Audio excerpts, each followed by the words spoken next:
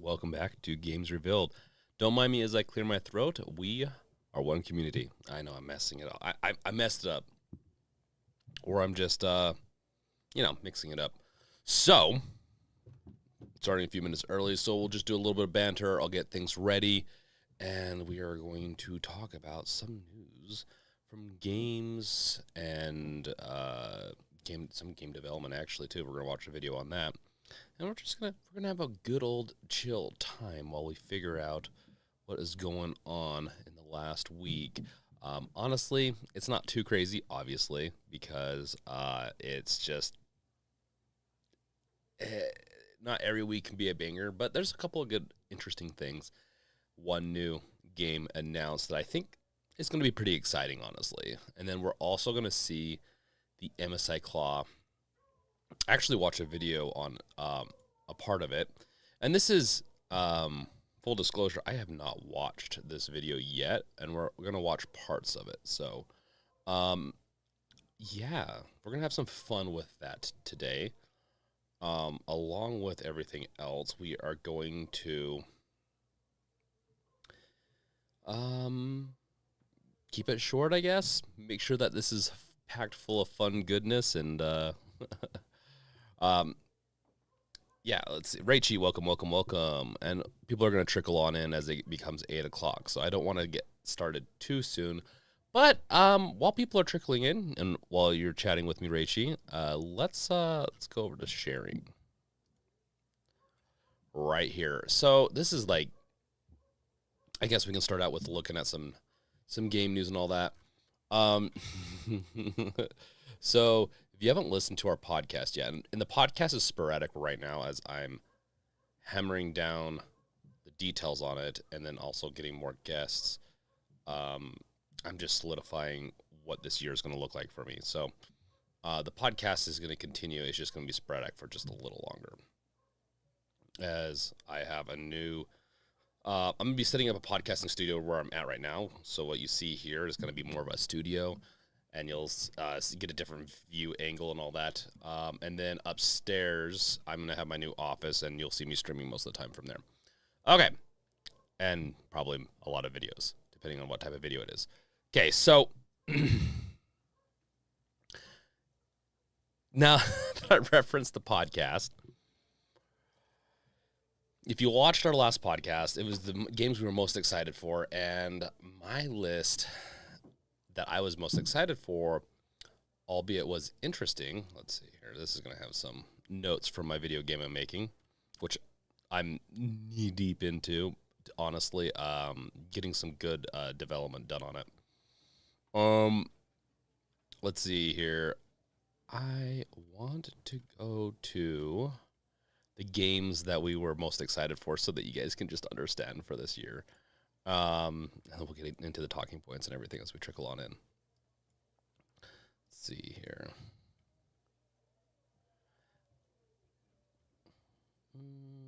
And this was released like... Wow. Have I not? No. Okay, I was going to say, like, this is looking...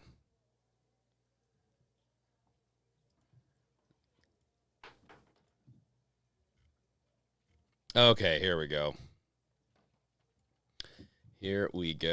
So here are the top. This is the list essentially we took top games for 2024 that we're looking forward to.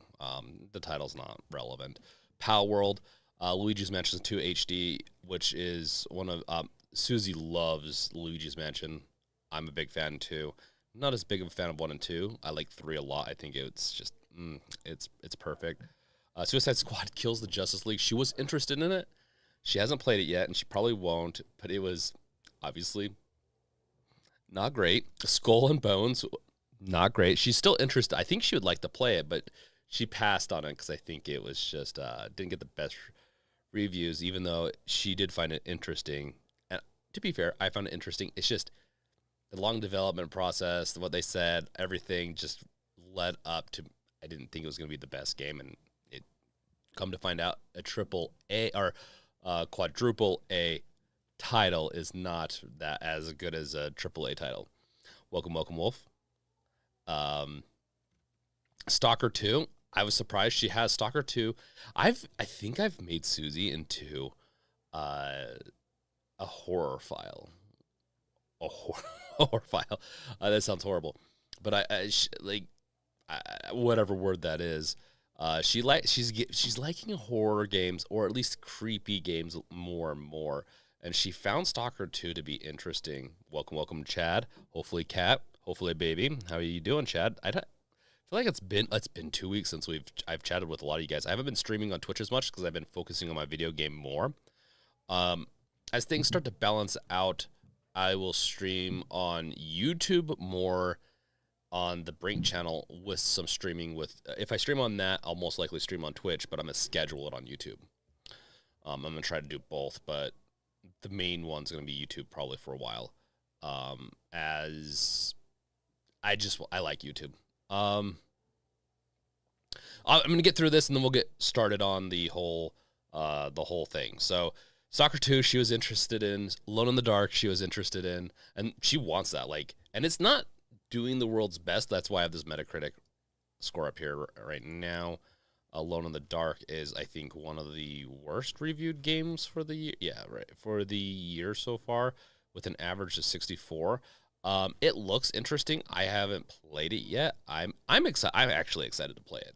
It's a remake of one of the best games of the year. Not this year, but like a long time ago. A game of the year, essentially, years ago, decades ago. And then she's got Banisher's Ghost of Eden, which is also one that I was excited for. I have not got that yet. Nightingale, I have not got that yet. But I saw them come out, and I've decided to play Helldivers. So Helldivers is not even on here. But I've been playing Helldivers lately, but I will be picking these up. Along with, I picked up Pacific Drive, and it's a fun one to play. It's just it's a little slow at times, but it's really fun. And you can see, like, I have a bunch of games on here that it's gonna take me a little bit to get to them, but that's besides the point. We came here to watch video. Okay, you didn't come here to watch videos, but I have a video for us to watch, and then also I want to see how everyone's doing. How you doing, guys? Welcome, Gabriel. How are you doing? Chad, miss everyone. Been busy as heck with life and sick baby, but she is better now. Glad the baby's sick. It always sucks to have that. We have a sick one right now. This winter has been ridiculous here in Utah, where I live, with diseases that are spreading everywhere. Excuse me. Well, let's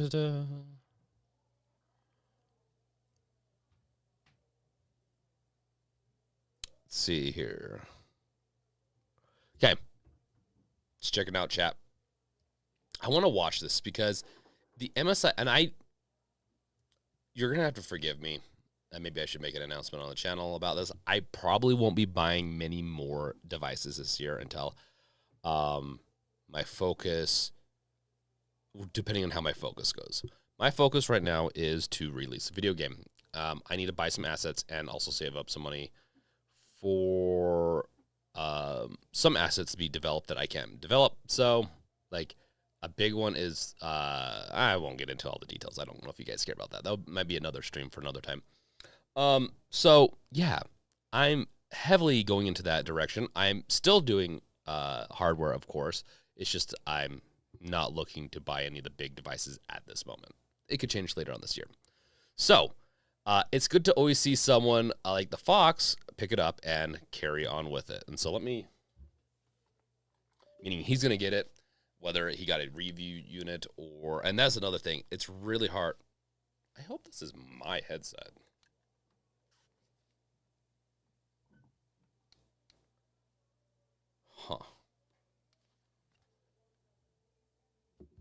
Okay.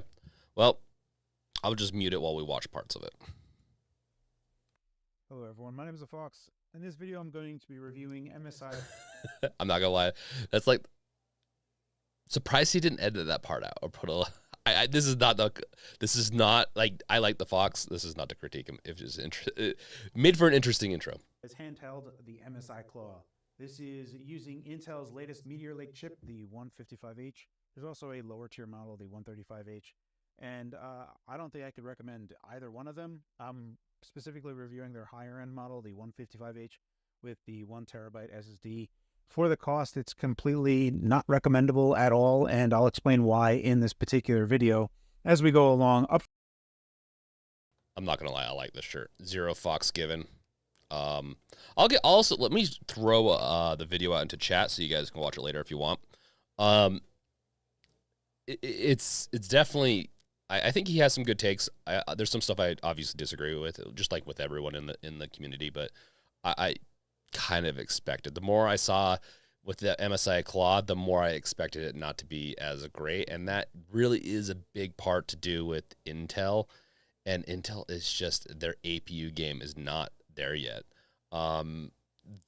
AMD has put most of their research and also a lot of their budget has been going probably to more APUs than anything because of the PlayStation, Xbox, pretty much anything that's a console-like system has had heavy development because they own a huge market of dedicated devices for graphic and CPU on like a single chip.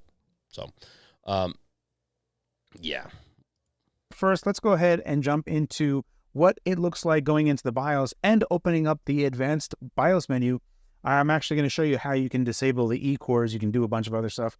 Later on in this video, I see if disabling the E-cores does anything for performance, so you can go and check that later on in the video as well.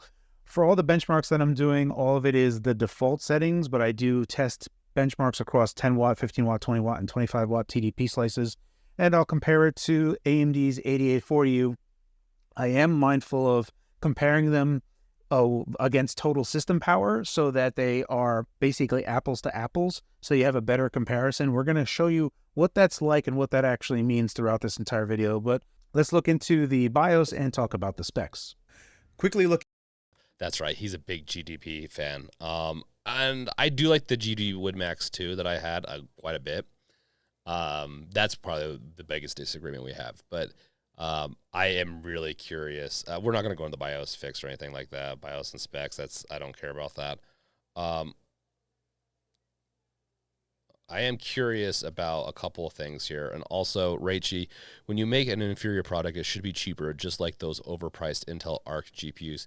I agree, but what they're trying to do is balance this out. They don't want a loss because we're essentially, a lot of these companies are at their end of the game without diversifying much more, but they need to look like that without firing people, whatever. They need to look like they're earning money and not spending money at the end of the year. It's a whole mess, and so I'm sure that's why they tried to get away with making those ARC chips more expensive. They probably were really expensive to develop, and they're putting the R&D cost up front on developers, which is not making them succeed. But yes, the ARC GPUs I've heard good things. I just don't care. You're going to have to give me 30% more power or performance to power or performance to cost ratio for me to start to get interested in Intel, as I just know that AMD and NVIDIA work when it comes to GPUs. Gabriel, Dragon Dogma 2, that's that want I'm playing. So that's what you're playing. I'll look at it soon. It looks good. I haven't played the first one. I bought it like a couple months ago. I planned on playing it. I just haven't gotten around to it. Chad, we really do want Helldivers 2, but Comic-Con was this past weekend, and we took Kat's parents out to... Okay. Yeah, Helldivers 2 is really good. Maybe I'll do some giveaways for the community in the next few weeks, but it's going to be a few weeks. And still, don't be worried. That game's not going anywhere. People are going to continue playing that, including myself this year. That's going to be my game that I'm probably playing this year. You got a picture with Butterbean? Oh, you're going to have to throw it into Discord if you haven't done so. Okay. Looking at the BIOS and the specs for the MSI Claw, you can see right there through the market change. We'll discuss that a little bit more in my build quality review, part of this review video, but there are bugs that are present, like the LEDs just flashing until you actually go into MSI Center to set that. That's really an MSI problem. When it comes to Intel problems, there are going to be cases where there are going to be games that just don't run, or If it's a brand new game on day one, perhaps it won't run at all, or other things might be broken. There may be visual artifacts, and you'll have to wait for a driver update to fix any particular issues. In my particular case, one game that I've often had a problem with, even going back to Tiger Lake days, is Batman Arkham Knight. I have this in my benchmark suite because it is a pretty robust Unreal Engine 3 game that I like to run, because it's also a good test to show, especially across other devices. And the game doesn't run at all. So we're going to go through showing you what that looks like right now.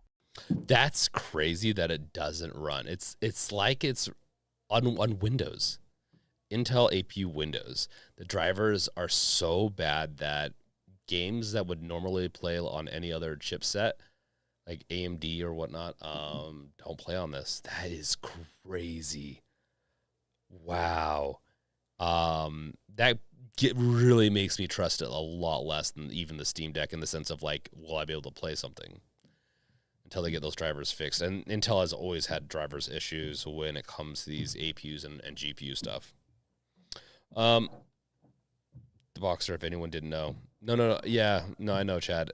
Throw the pic if you want into the chat sometime on Discord, that is.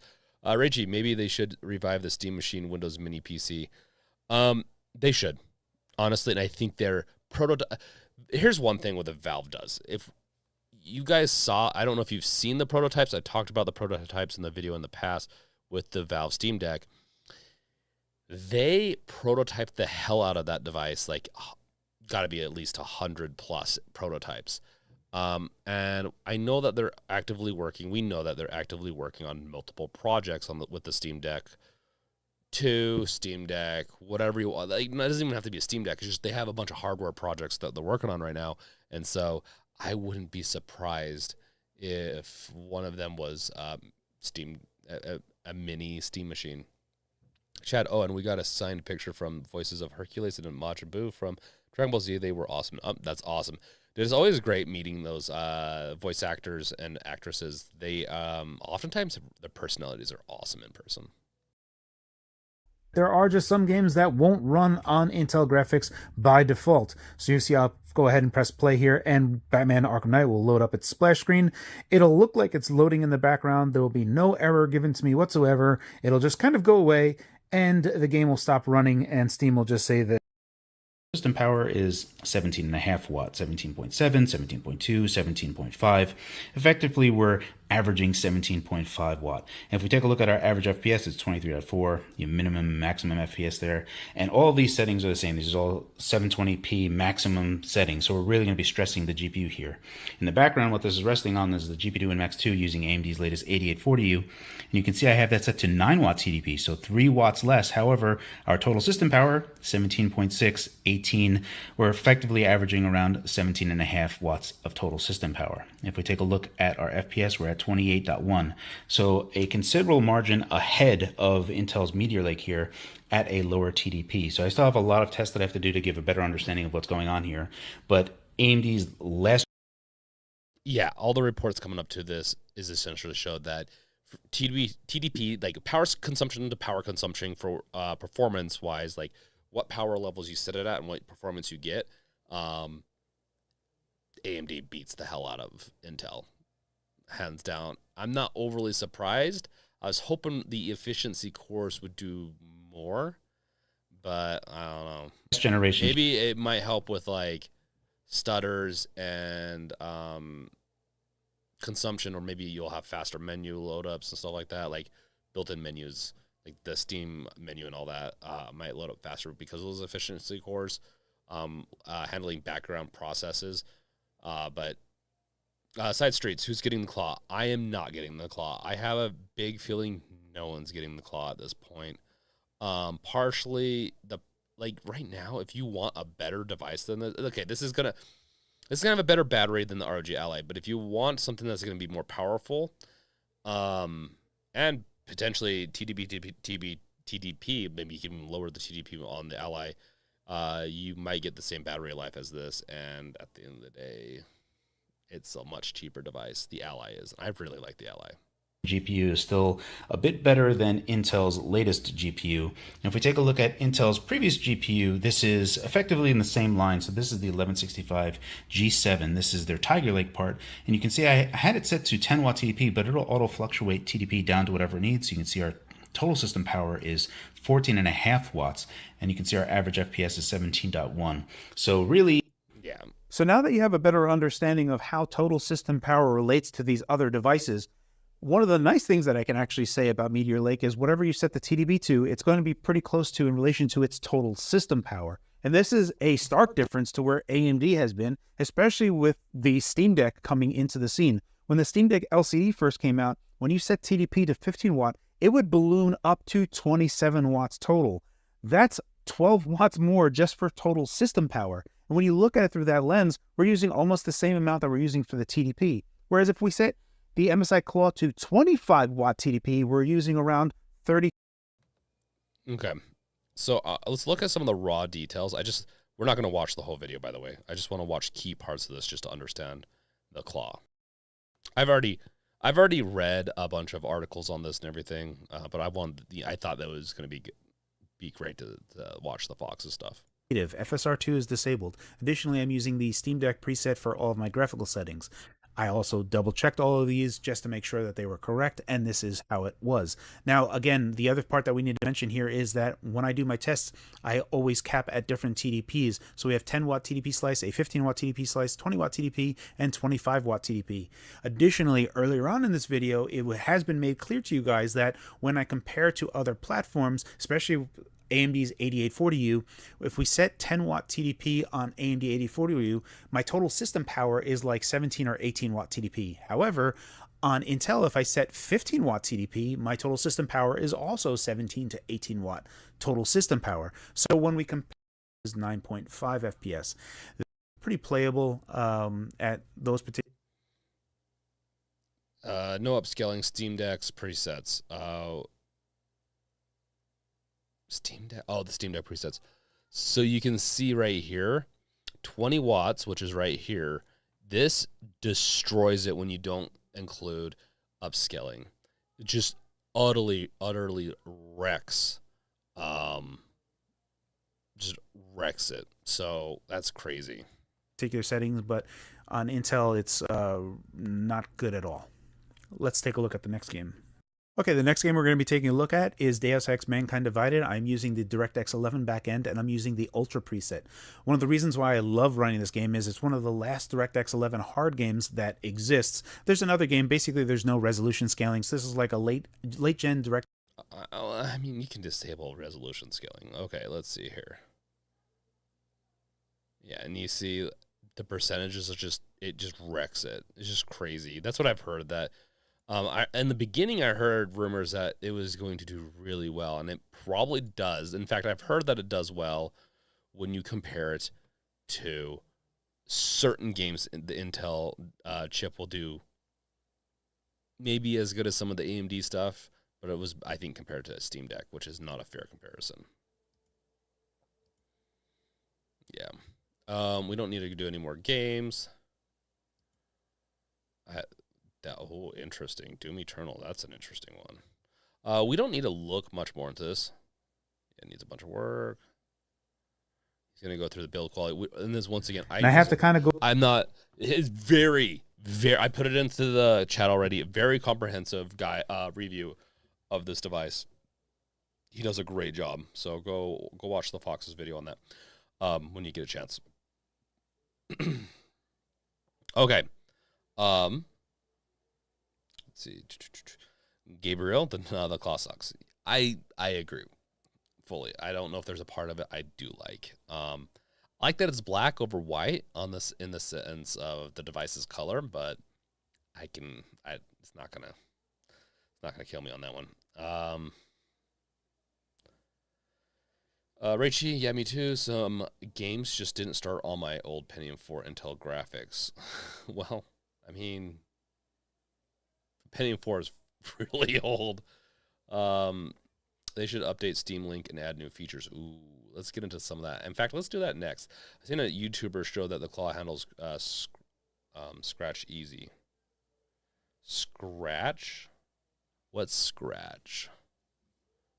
Is it a game? I might be out of the. I might be out of the freaking loop on this, or maybe I do know. These types of games, because that would be hilarious. I don't know if you're making fun side streets. So, yeah, I mean, to kind of put the nail in the coffin on this, I don't want to get too technical.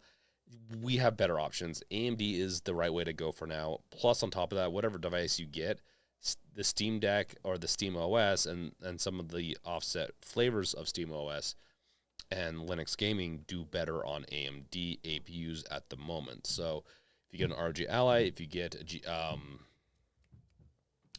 another device like I don't know why I can't think of it. The other one, or just anyone like the Ioneos. A lot of them have most of them have AMD APUs.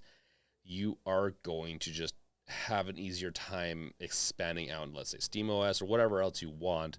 So this was interesting, and I wanted to see if Intel. I wanted to see Intel and okay, and also NVIDIA is getting into the game too. NVIDIA did announce, I think, a week or two ago that the Lenovo Go. Thank you, Side Streets. The Lenovo Go is another great option. Wasn't personally my option. I wouldn't mind going back and trying it again in a few months, but I still respect that other people really like it. As far as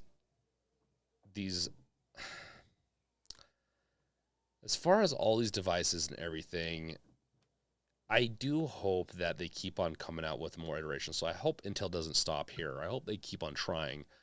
But it is a very rocky start, and they need to go back to the drawing board and do better. It's not going to sell.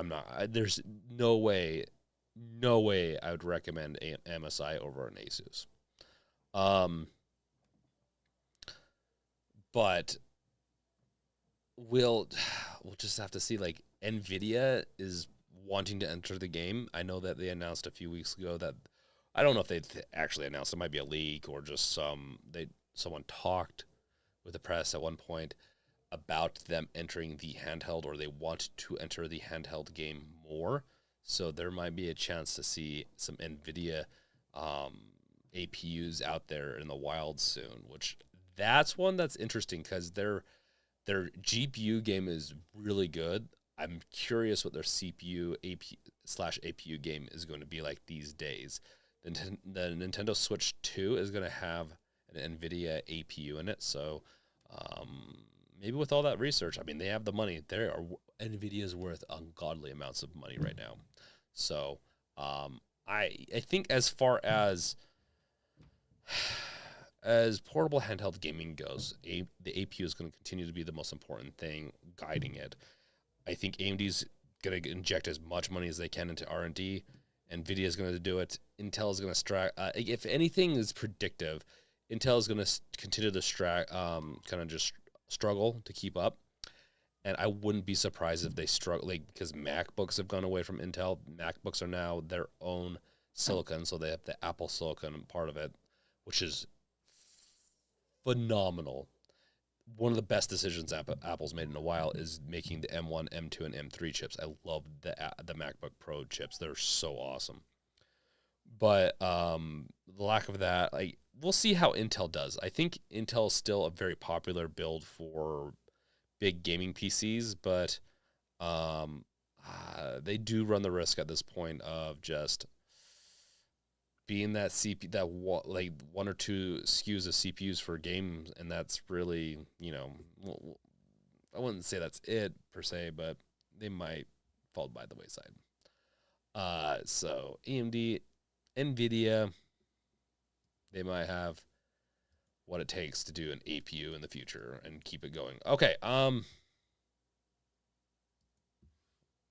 yeah, it's that one. Let's look at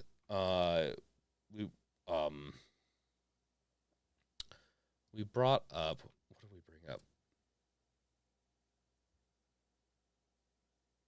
We brought up something that I wanted to talk about. We got Dogma 2. Who here has played it and who here is going to play it? This is definitely one that I'm interested in. When does it come out? I thought doesn't it come out or is it already coming? No, it comes out tomorrow. Okay, cool. Let's watch the trailer real quick for this.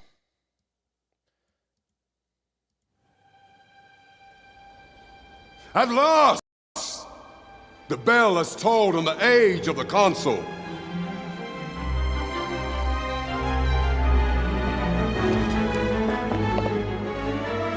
The return of the Sovereign.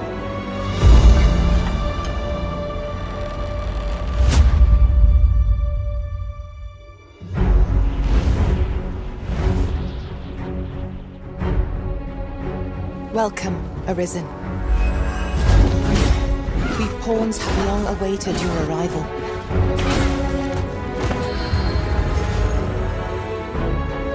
Learn all you can of this world you must protect. We ask that all be spared the horrors of the fell dragon. From this moment forth, thou art arisen.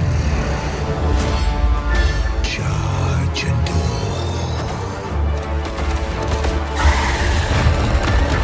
Here's my chance. If you're discovered, yours won't be the only head that rolls. What is your purpose here?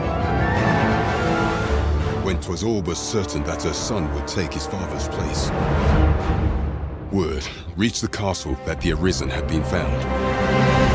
Pitiable Arisen. Why dost thou fight? Arisen. You need only believe in your own destiny, Arisen. Show me the path thou wouldst walk.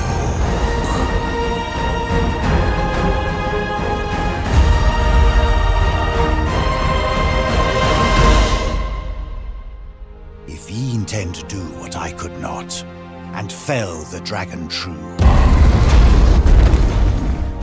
I would gladly pass all the wisdom I possess into your hands.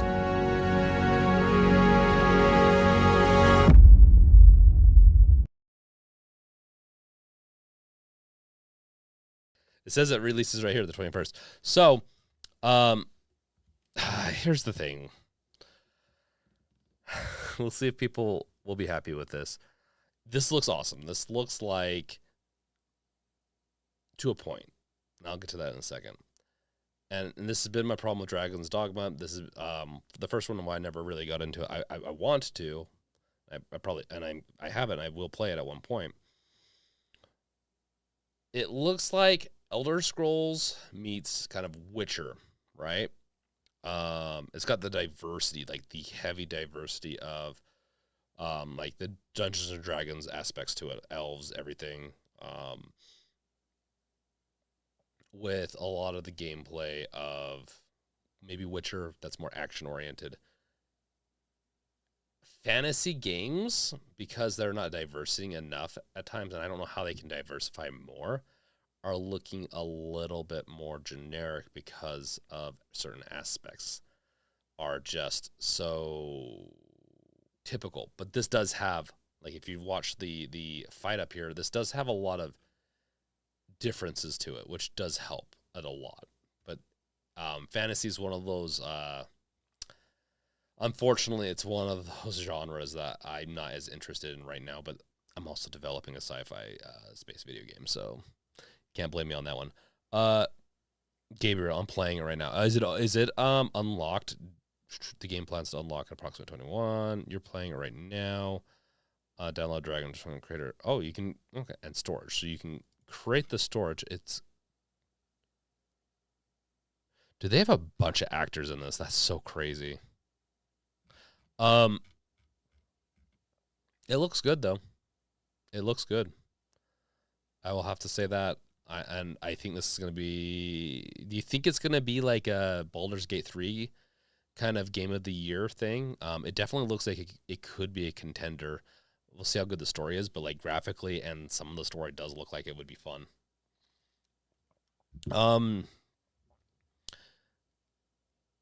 Side Streets, Diablo 4 comes to Game Pass on the 28th, which is going to be cool. Diablo 4 is kind of like, I've lost interest in Diablo 4, I'll be honest. I've been playing Final Fantasy VII Rebirth the last few weeks. Ooh, nice Side Streets. That's one I wouldn't mind to get into again.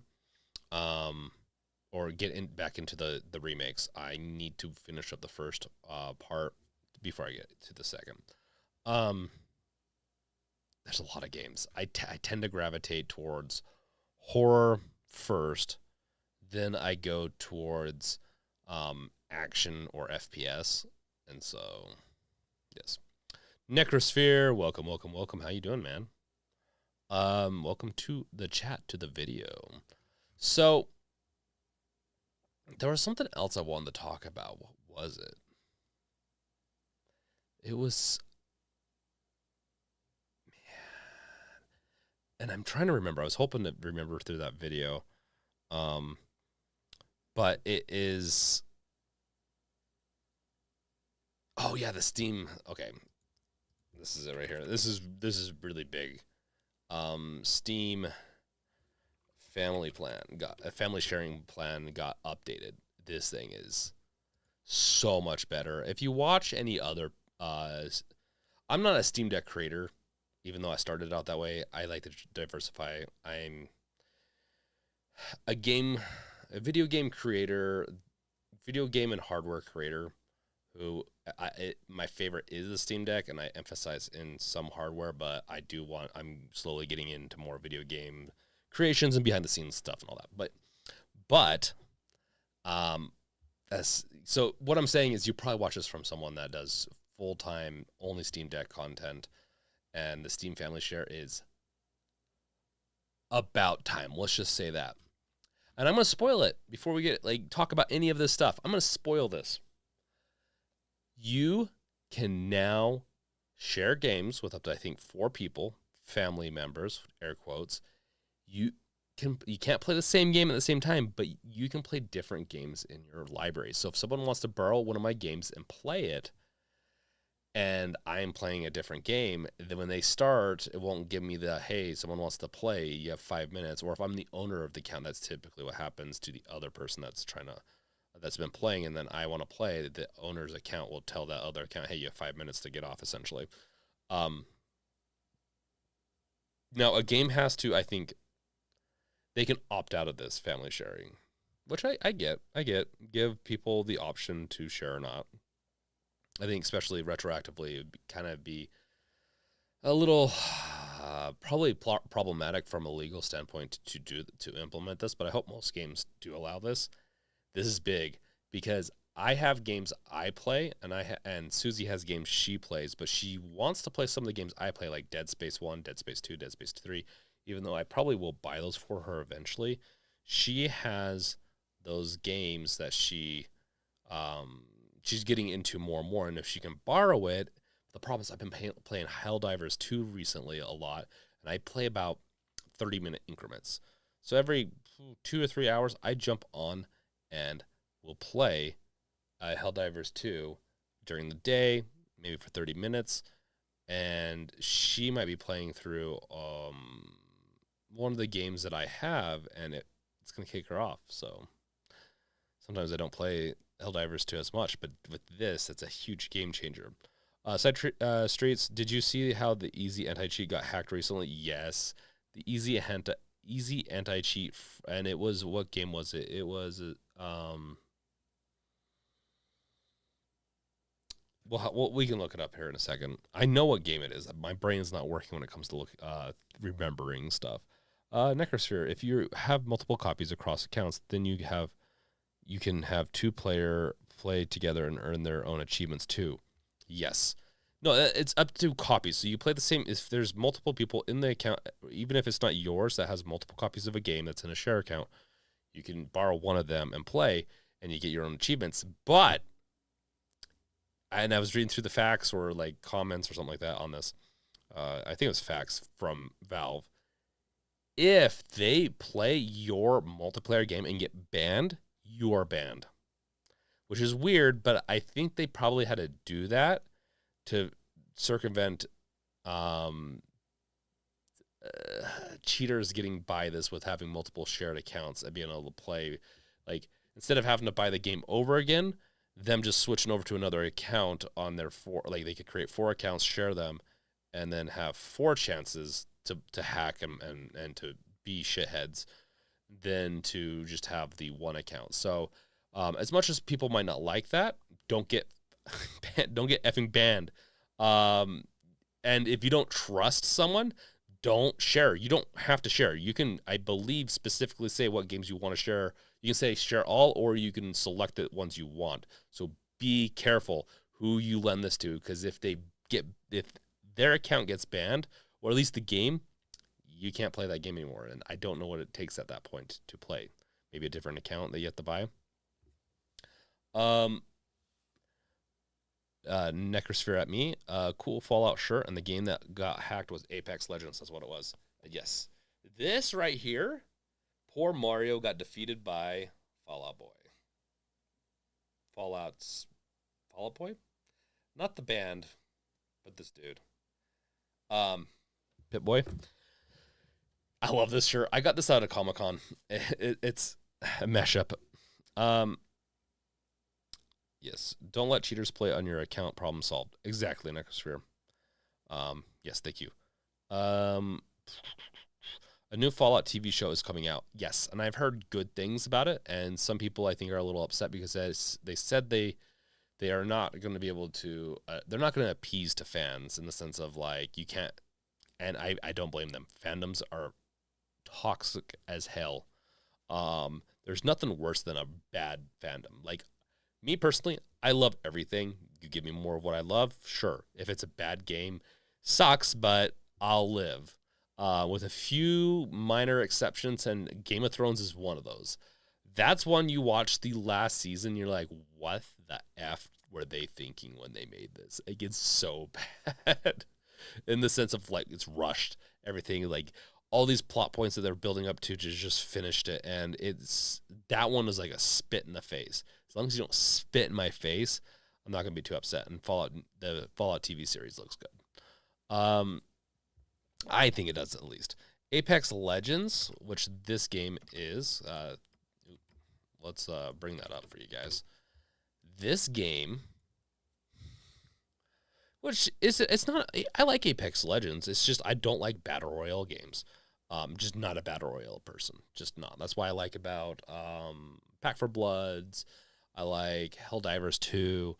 I like cooperative games, but I also don't mind some other types of multiplayer games. It's just Battle Royales, for some reason, being dropped in, the zone closes in. I'm not a big fan of those, but they got hacked, and they even mentioned to uninstall and to just reinstall the whole thing, I think, with the newest patch, I believe. It's a really bad hacking, too. Like, it's not the one.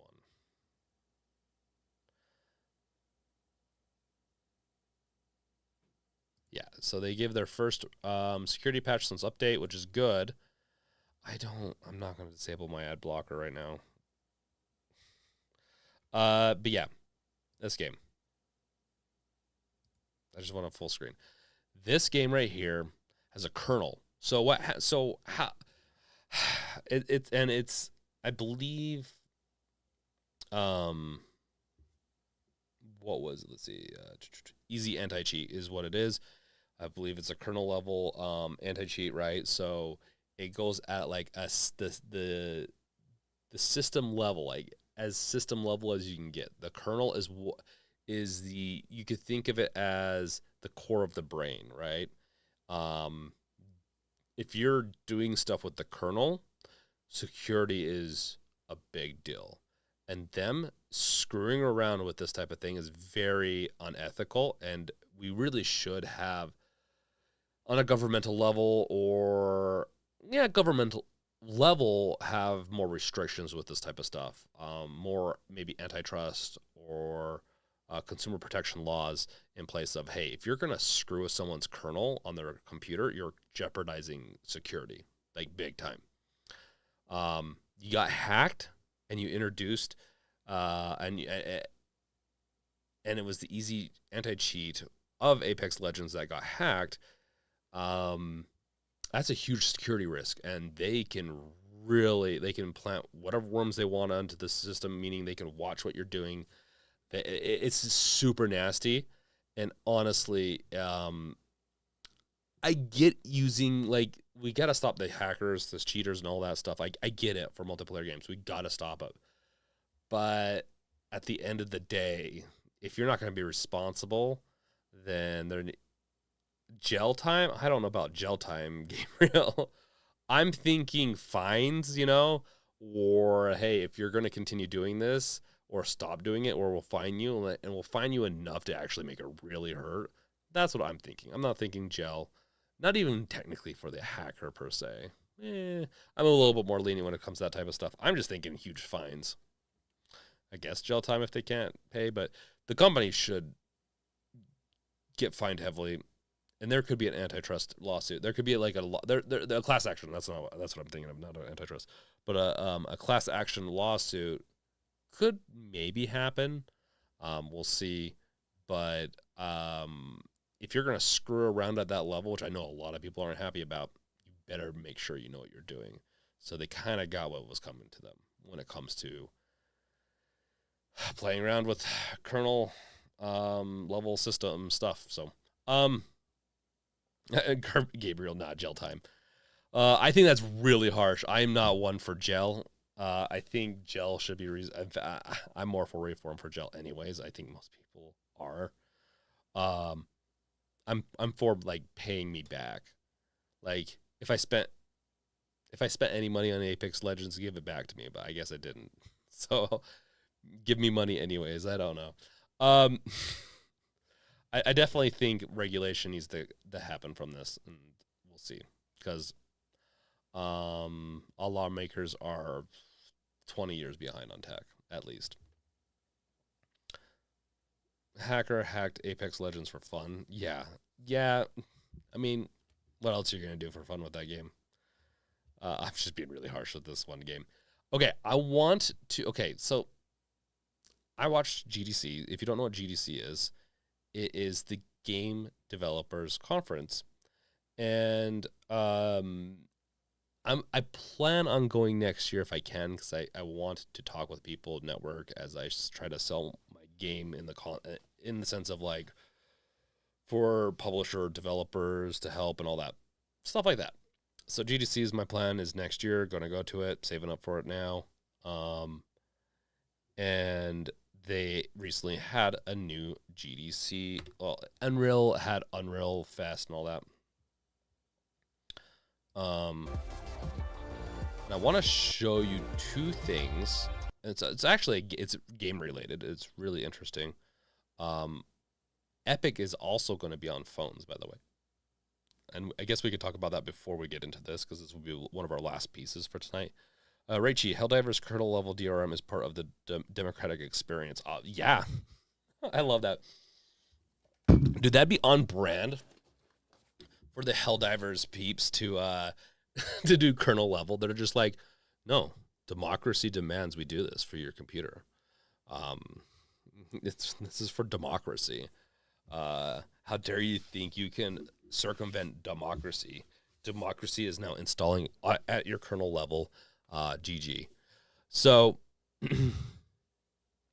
before I get into this, Epic Games has announced that they're going to be on, I believe, Apple and Android. I don't know if they're going to be on Apple in America, but in Europe, Apple and Android have lost lawsuits, or at least legal battles in keeping their stores. Android, you could already do a third-party store. I don't think Apple you can unless you unlock it, root it, or whatever.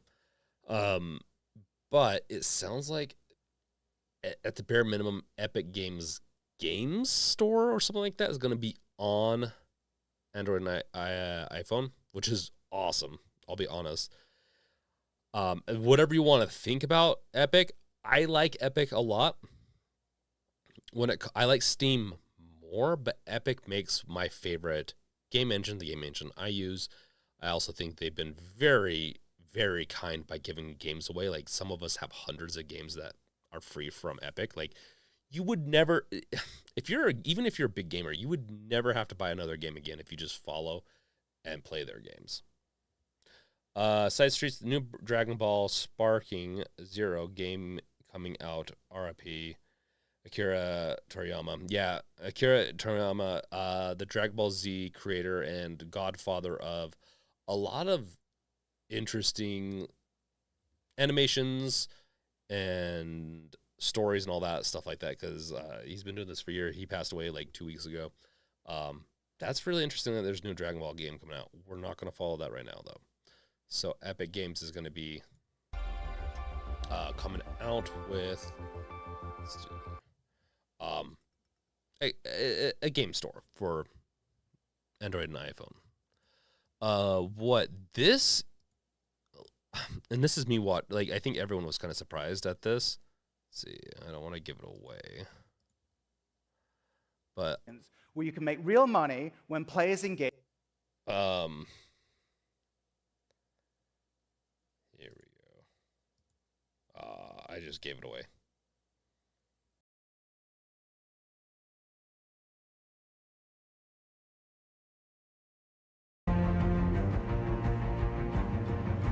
By my count, that makes 2 super soldiers loose in Paris. 3, counting you. And that's 2 too many. Just watch. I'll explain why we're watching this. I'll be there before the sun rises. Before the Germans, before that American. The Eye of Force has been found.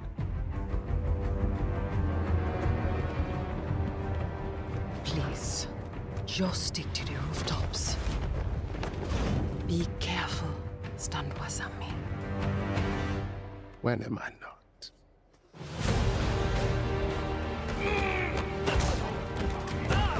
It's better if I tackle this one alone. You may encounter some obstacles. That won't be a problem. Our cat friend is definitely here too. By the look of things, he's not very far ahead. The American boy is right on your heels. Who the hell are you? If you wanted us dead, we'd be dead. So what do you want? Answers. That's far enough! Stay out of my way! Stand aside! I do not take orders from anyone! I don't have time for this. Neither do I.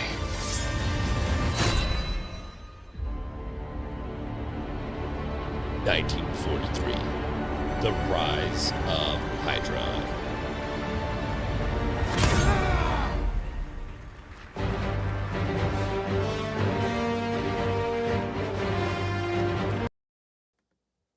My YouTube's acting up. Okay, so Sandland is another interesting looking game. Yeah, Sandland. Yeah. That one's not out yet. Right. So the reason I'm doing it here from the State of Unreal live stream, there's other videos with this. It's a new announced Marvel game, 1943.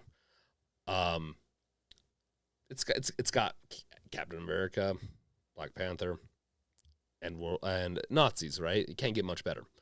The voice of King Ezekiel in The Walking Dead, yes. Side Streets X-Men 97 is great if you haven't seen it yet. I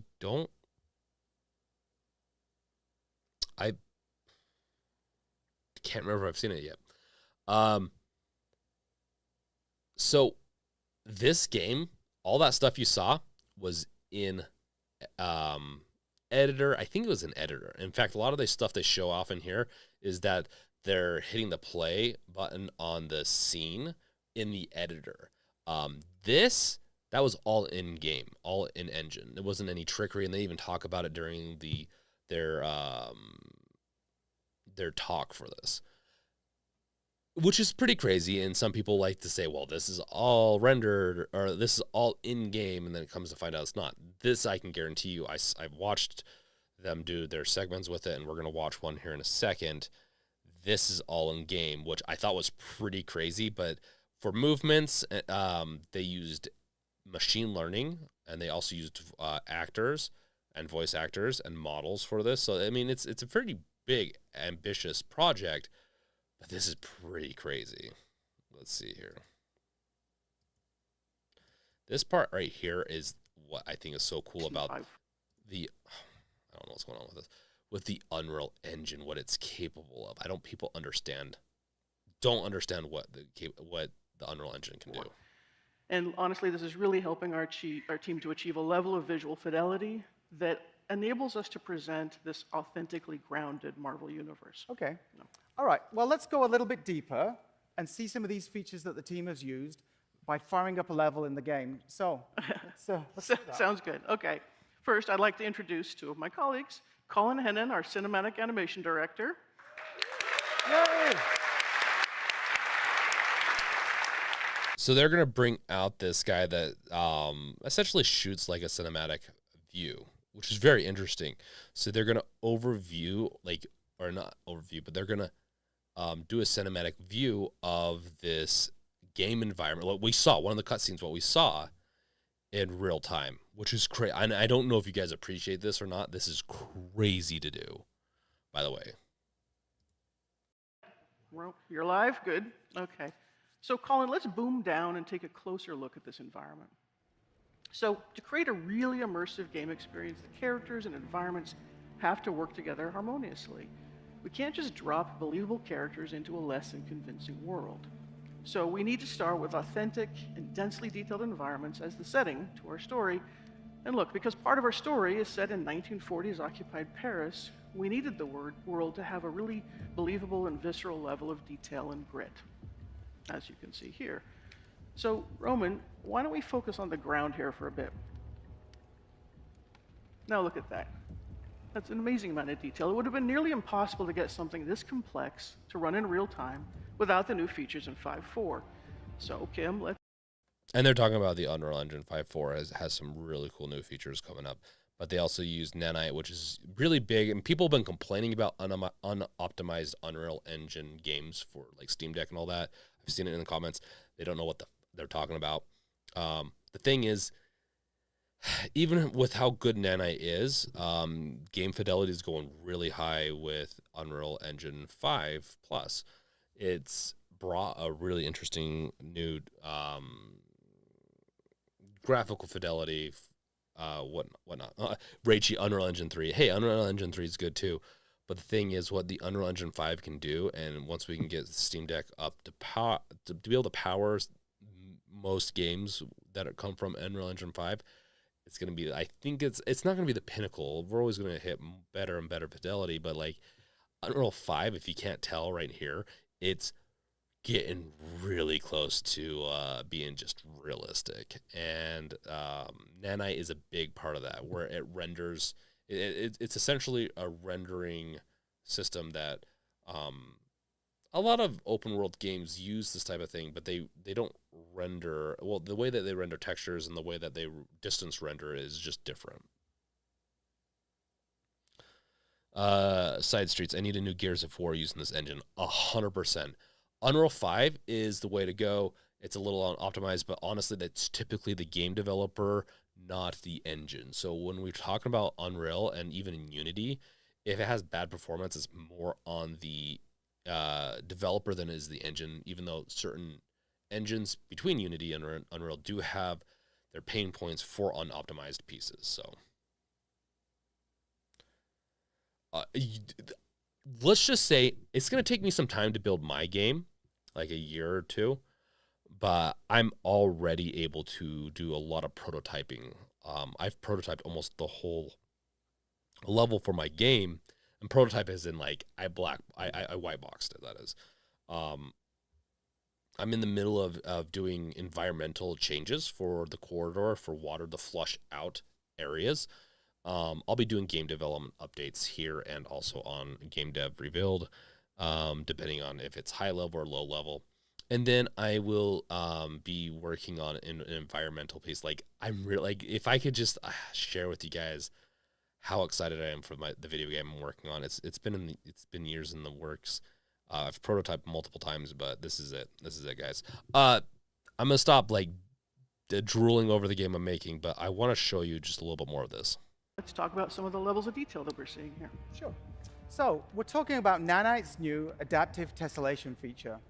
So whilst Nanite lets you create environments like you're seeing here of incredible detail, the memory requirements can become impractical to realize for such a level of complexity across a huge level without the need for lots of instancing. And we thought that was a challenge and we wanted to deal with it. So Colin, let's actually strip this scene right down to the dirt so folks can see what we're talking about. So, look, this is real time, by the way. I don't think people like. I want you to understand how crazy this is. That this is real time. They'll pop out of the editor at one point. I don't think we're gonna see that during my preview of this, but this is real time. This is in an editor. I'm sure it's on a beefy machine. Doesn't matter. See how simple this is? Relatively simple ground plane. Actually, let's. It really is. This is pretty simple. See what's there. Just a few hundred triangles. Let's pop it back to the. And when you see, this is the tessellation, and this is essentially the nanite. This is how it does its rendering map, and you can just see more complexity, less complexity, and how it maps out. Beauty render view. But with this new dynamic tessellation capability, we can actually displace that simple geometry and create new. So, Reichi, the innovation has been silent since the Matrix demo. Yes, technically. Nanite, so the Matrix demo, when it released with Unreal 5's announcement, uses Nanite. That's how it's able to zoom into the Matrix city and everything. And then on top of that, they've been building. I meant the Initiative Studio. I don't know what you're talking about, Reichi, with the Initiative Studio. But yeah. New three-dimensional geometry of the quality that you're used to with Nanite. With nothing more than layering tile textures and using shader logic, you can make incredibly complex effects. So instead of me trying to explain it, let's get Colin to show the magic, and let's see a transformation of this face. This technique allows you to see a number. Once again, live. And you see the, I'm assuming they're using some type of bump maps. You can see how it's appearing to be 3D when it's most likely just bump map, which it's kind of is a tricky way to do it. But it's all live, and it looks crazy. Unprecedented level of geometric detail, but it's also memory efficient and can be changed dynamically in the runtime of your game. So things like footprints or tire tracks, or even supernatural effects if you would want them. And they've been able to simulate this over the years, but what this is doing is making it easier and more detailed. And why I bring this all up is that if they can continue to optimize this, this is an optimization also, we're going to get better performance games that are going to look amazing, meaning Steam Deck 2 probably will be able to play something like this. So that's a really big deal for us. Once the Steam Deck 2 comes out. Steam Deck 1, it's going to struggle with Unreal 5 projects because it's not designed for these types of games. Can be visualized. And just to show how this simple geometry has now been transformed. Our challenge, we're trying to authentically recreate a harsh winter in occupied Paris. That means every prop, every object, every detail, every rooftop needs to be realistically blanketed in snow. So now, let's show how we can dial up the snow accumulation on these objects, right? And of course, we can dial it back as desired. It's making me feel chilly, actually. Yeah, actually. With the way they do that and the ease is really cool with environmental. Now, don't get me wrong. They had to put a lot of work into this, but without some changes to the engine, they wouldn't have been able to do it so easily and have it just meld so well. We don't need to go much further into this. I don't want to bore you guys with game development stuff. That would be a different channel that I'm working on. But this is just, I want you guys to get an insight into game development and what it takes. Really, I think if a lot of game developer or video game enthusiasts, fanboys, people that especially rage on the internet understood how games development worked, they'd have a better appreciation and they wouldn't be assholes online. I know people are very mean on the internet and then nice in person, or it's like the dogs that bark at each other when they have a fence in between them, then they don't know what to do, or they become friends once the fence is released. Similar with people online and it's just being anonymous. I don't like it in any way. So I'm going to call them assholes. Even if you're a nice person in real life, I'll still like you, but don't be an asshole. That's Raichi. Sorry, I meant the collation. The initiative is the studio burning cash for Microsoft. Which studio?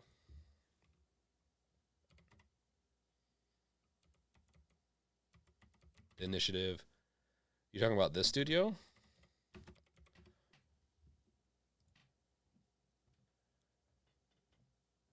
Perfect Dark. Okay. Yeah. Let's see the Perfect Dark. I honestly have never been a big fan of Perfect Dark. I played the demo when the Xbox 360 was announced at GameStop in the mall. It was awesome because we had the mall remain open until like midnight, so we could do a release, which is just eerie in itself. Everything was dark, eerie. Loved that. Played the game. It was fun, but it's not a good game. I don't think any of the Perfect Darks are that good, and I know I'm going to get a lot of hate for that for some people.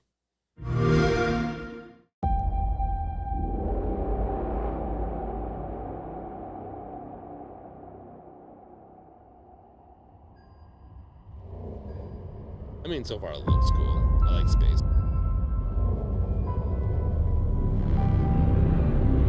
I remember when everything changed. The floods, the storms, the fires, people dying in the streets. Egypt. The corporations gave us solutions.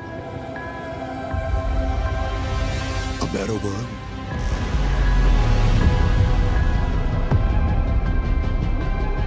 And we welcome them into our lives. But the laws of nature aren't meant to be broken. We need to know what they're hiding. Cruel world.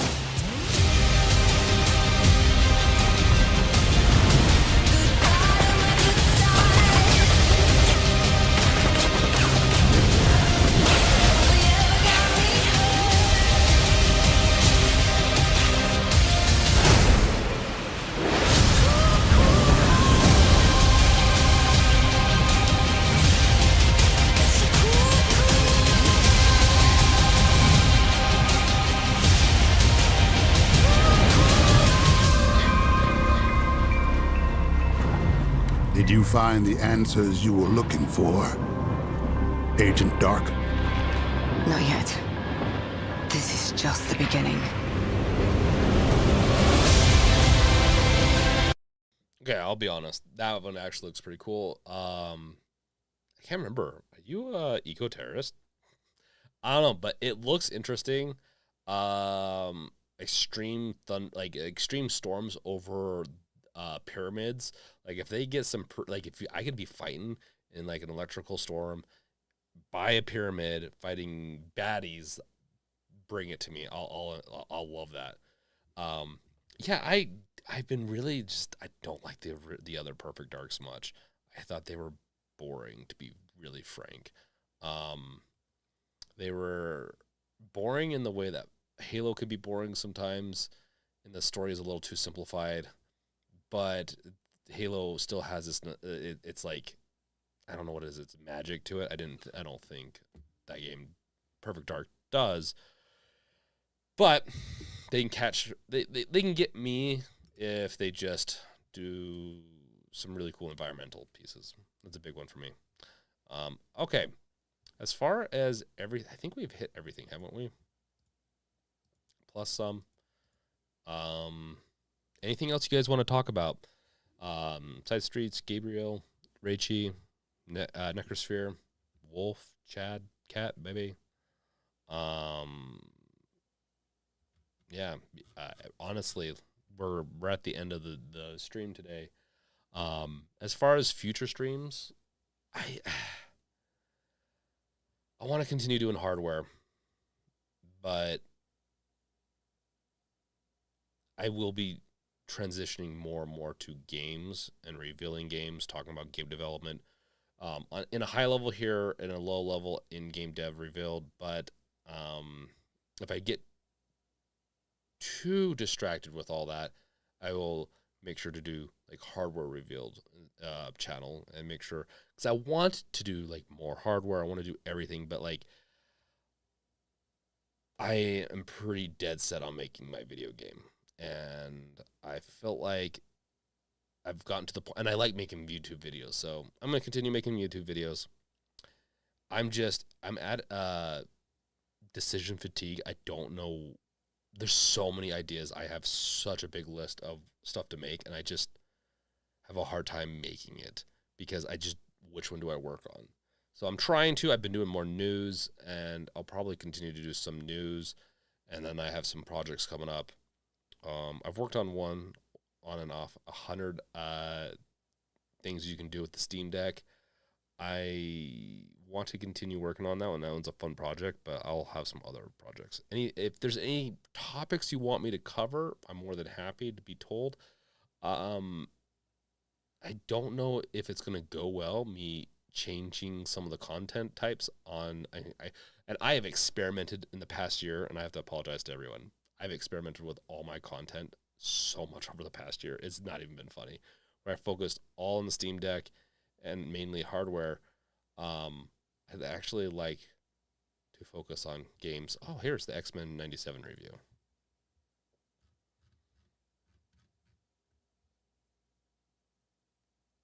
Ooh.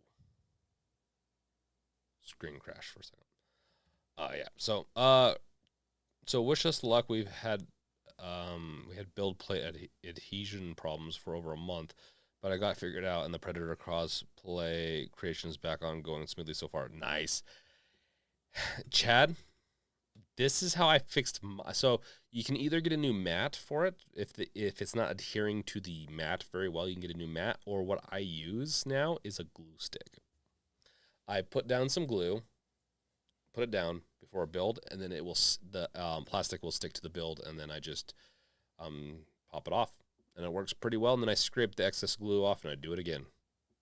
I've not had issues with adhesion to the plate. My little 2 cents on that. Yeah. Okay, guys. I will be doing some test videos over the next few weeks, so keep an eye out for that. Very unique stuff. Getting back into doing more videos for people that are members and just adding value. So thanks for following me. Thanks for being here through all this. I really like doing all this. I really do like doing YouTube a lot. And so I want to continue doing it. And you guys are what makes it so special and so awesome is the community. And I will, as I'm super deep into game development, I will be surfacing more and more as I get out of the initial learning phase for some of the tools like 3D modeling that I've not done before, and getting into the game. And I was also on break. If you didn't notice, I was gone last week. I didn't do the stream. I was in Atlanta, Georgia on a trip that I needed to do. So with that, thank you guys for watching. Catch you guys next time. Peace out. Later.